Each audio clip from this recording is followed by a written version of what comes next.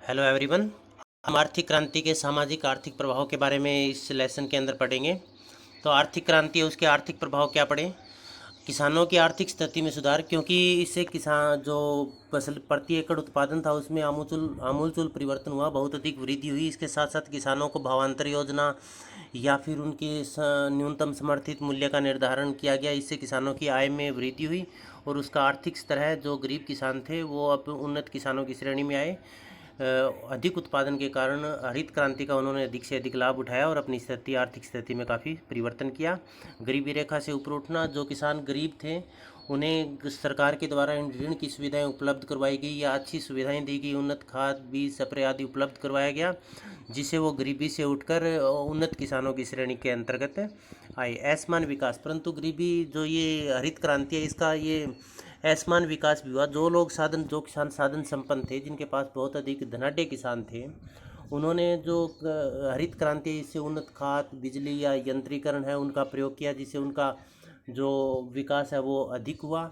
जबकि इसके दूसरे किसान थे, जिनको जो गरीब किसान थे जिनके पास इतना धन दौलत नहीं था, भी वो थे अच्छी खाद बीज स्प्रे आदि खरीद सके, तो वो किसान है उनका विकास है वो उन धनाढ्य किसानों के मुकाबले में कम हुआ। तो इससे सभी का समान विकास नहीं हुआ। प्रदूषण में वृद्धि, हरित क्रांति के कारण क्या हुआ कि कृषि जो व्यवसाय है इसके अंदर मशीनीकरण का अधिक से अधिक प्रयोग किया गया। इसमें ट्रैक्टर का प्रयोग हो गया या फिर कंबाइन का प्रयोग हो गया। इससे क्या हुआ, प्रदूषण में बहुत ज़्यादा वृद्धि हुई, क्योंकि हम देखते हैं जैसे पराली को जलाया जाता है या कृषि अन्य अवशेषों को जलाया जाता है, तो इससे वातावरण एकदम प्रदूषित हो जाता है। तो हरित क्रांति के परिणाम स्वरूप प्रदूषण में भी वृद्धि हुई। रोजगार में वृद्धि, क्योंकि पहले साल के अंदर एक ही फसल उगाई जाती थी, हरित क्रांति के फलस्वरूप साल में 2 या 3 फसलें उगाई जाने लगी, जिससे मौसमी बेरोजगारी नहीं रही और सभी अधिक किसानों को रोजगार मिलने लगा। आज भारत में लगभग 72% श्रमिक है वो कृषि व्यवसाय के अंदर या कृषि कार्य में लगे हुए हैं। यांत्रिक दुर्घटनाओं में वृद्धि हुई, जैसे आप बहुत बार हम देखते हैं कि थ्रेसिंग मशीन में आने के कारण के किसान का हाथ कटा या कई बार जान तक उनकी चली जाती है। कंबाइन से दुर्घटनाएं होती है। तो हरित क्रांति में जो यंत्रीकरण आया उसमें दुर्घटना जो यांत्रिक दुर्घटनाएं हैं उनमें भी वृद्धि हुई। धनी और निर्धन किसानों के बीच में दूरी बढ़ी, क्योंकि हरित क्रांति से पूर्व जो धनाढ्य किसान थे, जब हरित क्रांति आई, उन्नत बीज आए, अच्छी खाद स्प्रे कीटनाशक आए, तो जो धनाढ्य किसान थे उन किसानों ने तो वो उन चीज़ों को अफोर्ड कर लिया, उन चीज़ों को खरीद लिया क्योंकि उनके पास पैसे थे। तो इससे क्या हुआ, वो तो और धनी बन गए। जबकि दूसरी तरफ गरीब किसान थे, वो आज भी परंपरागत गरीबी के कारण वो जो ज़रूरी चीज़ें हैं जैसे उन्नत खाद है स्प्रे है सिंचाई की व्यवस्था है, पैसों के अभाव के कारण वो नहीं कर पा रहे हैं। तो वो दिन प्रतिदिन गरीब होते गए। और जो दूसरे किसान है, क्योंकि उनका तरीका परंपरागत था, और जो धनाढ्य किसान है वो हरित क्रांति का फायदा उठाकर और अधिक धनी हो गए। तो इससे क्या हुआ, धनी और निर्धन किसानों के बीच में वो दूरी निरंतर बढ़ती गई। पूंजीपति किसानों का एक नया वर्ग का उदय हो गया, क्योंकि जो धनाढ्य किसान थे उन्होंने हरित क्रांति का फ़ायदा उठाकर काफ़ी और अधिक धनी हो गए। और अधिक धनी हो गए तो उन्होंने जो जहाँ पर बाज़ार के आसपास सस्ती ज़मीनें थी वहाँ पर सस्ती ज़मीनें खरीदी और वहाँ पर बड़े बड़े फार्म हाउस वहाँ पर बना लिए और उनमें वैज्ञानिक तरीके से खेती करवाने लगे। जिससे क्या हुआ है, उन्होंने और अधिक श्रमिक रखे और उन श्रमिकों को कम मजदूरी, जो बाज़ार है उसे सस्ते रेट पर या कम मजदूरी पर उनको रखा जाता था, उनका शोषण किया जाने लगा। तो एक नया पूंजीपति किसान का वहाँ वर्ग का वहाँ पर उदय हुआ। अब इसके पश्चात हम यहाँ पर करते हैं हरित क्रांति के सामाजिक प्रभाव क्या पड़े। क्योंकि जब कार्ल मार्क्स ने भी कहा था, जब आर्थिक व्यवस्था में परिवर्तन आता है तो सभी व्यवस्थाओं में, चाहे धार्मिक राजनीतिक सामाजिक सभी व्यवस्थाओं में परिवर्तन आता है। हरित क्रांति के फलस्वरूप क्या हो, ग्रामीण क्षेत्र में आर्थिक रूप से लोग समृद्ध हुए। जब आर्थिक रूप से समृद्ध हुए तो उसके सामाजिक प्रभाव क्या पड़े, जीवन स्तर में परिवर्तन हुआ।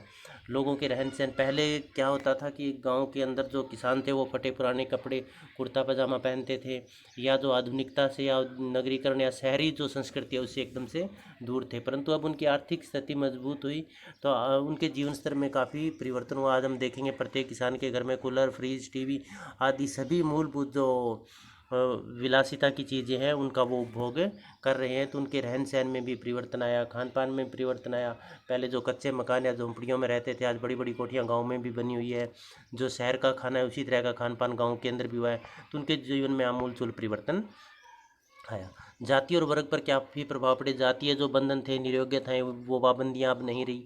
जाति के आधार पर जो व्यवसाय का चयन किया जाता था वो अब व्यवसाय की पाबंदी नहीं रही, क्योंकि जातीय बंधन अब काफ़ी कमज़ोर हुए। नए वर्ग का एक उदय हुआ। नए वर्ग में ग्रामीण क्षेत्र में पहले जाति के आधार पर जो सत्रीकरण था, ऊंच नीच के आधार पर भेदभाव किया जाता था, अब उसका रूप है वो वर्ग ने ले लिया। अब क्या होने लगा कि गांव के अंदर जैसे पूंजीपति वर्ग हो गया जो धनाढ़ किसान थे, एक मध्यम वर्ग हो गया जिनके पास कम ज़मीन थी, और एक भूमिहीन श्रमिक वर्ग हो गया। तो ये अलग अलग जो जाति व्यवस्था थी उसका रूप है वो वर्ग व्यवस्था ने गाँव में ले लिया। महिलाओं की स्थिति में काफ़ी परिवर्तन आया, क्योंकि पहले महिलाएं घर तक या चार दीवारी तक जहाँ से महिलाओं को सीमित रखा जाता था, वहीं अब क्या हुआ, महिलाएं हैं वो आर्थिक रूप से आत्मनिर्भर हुई। पुरुष के साथ जो वैज्ञानिक तरीके से खेती की जाने लगी, उसमें कंधे से कंधा मिलाकर काम करने लगी। इसके साथ साथ वो शिक्षा की तरफ भी उनका रुख बढ़ा। वो घर से बाहर निकलकर आर्थिक रूप से संपन्न होने के कारण शिक्षा के अंदर भी उन्होंने अच्छे काम किए, अच्छी शिक्षा ग्रहण की और उच्च पदों पर आसीन हुई। तो उनकी स्थिति में काफ़ी आमूलचूल परिवर्तन हुआ। खान पान व रहन सहन में परिवर्तन। खान पान जो इसका जो औद्योगिकरण का भी प्रभाव पड़ा, जैसे वेस्टर्न कल्चर का प्रभाव पड़ा ग्रामीण क्षेत्र में भी, जैसे पश्चिमी देशों में या शहरी क्षेत्र के अंदर जो खान पान है वैसा ही खान पान गाँव के अंदर भी हुआ। पहले जो दलिया खिचड़ी इस तरह का खान पान था, उसकी जगह पर जो गोलगप्पे इडली डोसे इस तरह का खान पान है वो भी गाँव के अंदर आया। गाँव के अंदर हम देखते हैं जो लड़कियां वगैरह हो या फिर पुरुष हो, वो सभी पहले कुर्ता पजामा जो पुरुष पहनते थे, अब वो सभी पैंट शर्ट या जींस की पैंट्स वगैरह डालते हैं।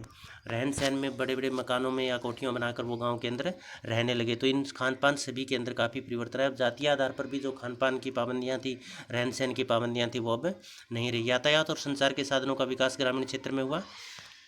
यातायात, क्योंकि गाँव को अब सड़कों से जोड़ दिया गया, वहाँ पर लोगों के पास वाहन हुए, आर्थिक रूप से समृद्ध हुए।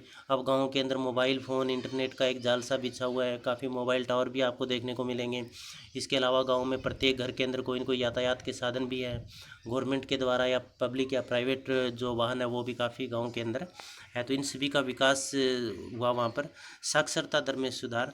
ग्रामीण क्षेत्र में न केवल महिलाओं की बल्कि पुरुषों की, सभी की जो साक्षरता दर है उसमें काफ़ी सुधार हुआ।